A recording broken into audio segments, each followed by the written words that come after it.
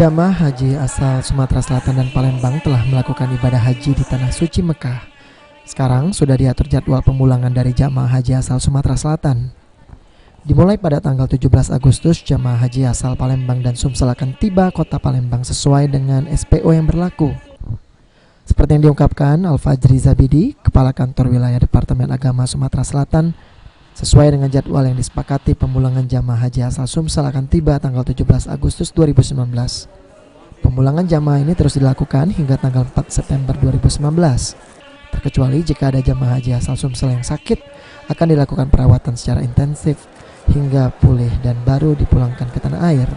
Tanggal 17 untuk Sumatera Selatan, artinya nggak puncak. Tetap ini kan artinya sesuai dengan SOP. Masa jamaah berada di Tanah Suci itu hanya 40-41 hari. Lewat dari itu tidak boleh.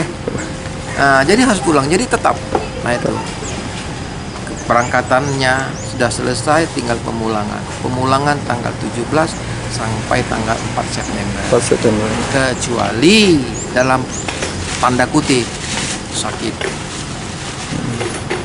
Sakit tidak dinyatakan tidak layak terbang. Bisa overstay lebih, bisa 60 hari, ada bisa 2 bulan, sampai jamaah ini sehat dan dinyatakan oleh pihak kesehatan layak terbang. Dan itu tetap ditanggung oleh pemerintah. Dalam masa perawatan jamaah haji yang dirawat di Mekah, seluruh biaya akan ditanggung oleh pemerintah Indonesia dan hingga kepulangan jamaah haji ke daerah masing-masing. Mardiansyah, PAL TV.